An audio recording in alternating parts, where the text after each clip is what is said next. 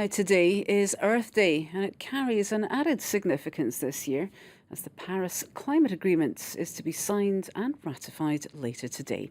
More than 150 governments, including 40 heads of state, are expected at the symbolic signing ceremony, the largest one-day signing of any international agreement, according to the UN. But who's going to go beyond the ceremonials and commit to real action? Marie Dundas and Marina Birch bring us today's Focus Report. The Paris Climate Agreement is accepted. It was a celebration more than 20 years in the making. The historic climate treaty greeted with an outpouring of emotion and a sigh of relief. Now, 4 months later, has the deal lost its spunk? I had some real doubts in January. I said to myself, are we going to have an enormous hangover after the party in Paris? And in the end, not at all. People are extraordinarily focused. We're talking about concrete things, transport, renewable energy, economic instruments. We're talking about what we're going to do in each country, which is the heart of the topic.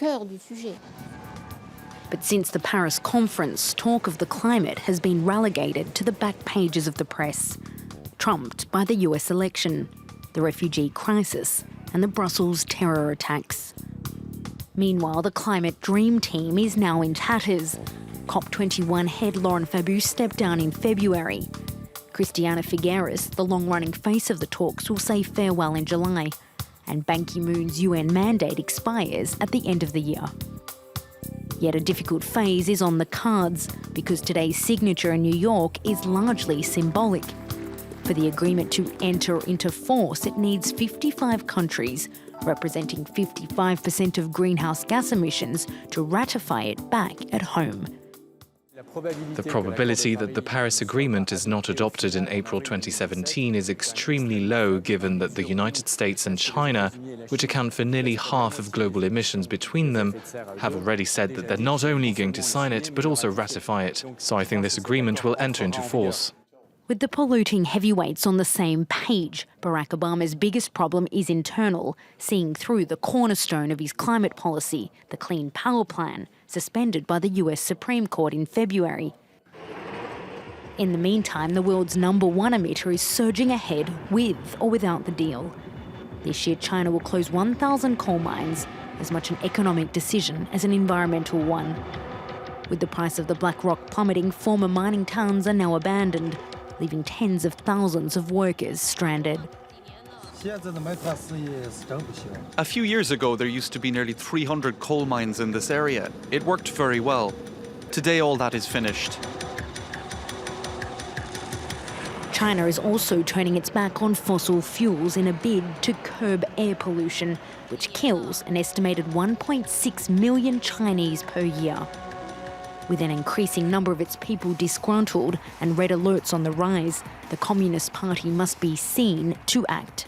Recently, if you look at official and unofficial data, you'll find increasing social movement uniquely caused by environment. So what is the central concern of the Communist Party, of the Chinese government, is social stability. If environmental becomes an element that can threat social stability, it sure becomes a political concern. And finally, France, as host of COP21, is supposed to be showing the way. But from a controversial airport to extending the life of nuclear plants, Environment Minister Ségolène Royal has been accused of pussyfooting on ecology. These climate activists won't let their leaders forget. We are here to push for the pledges made in Paris at COP21. Inside, they're doing the exact opposite. Earlier in April, the protesters clashed with police at a deep-water oil and gas summit in southwest France, the equivalent of Davos for offshore fossil fuels. The COP21 agreement has to be implemented. We can't stay with our arms crossed when faced with summits like this one here. They plan to drill deeper and extract more fossil fuels when we know that fossil fuels bring us closer to climate chaos. COP21 may have been hailed a success, but the world is still on track for a temperature rise of more than 3 degrees.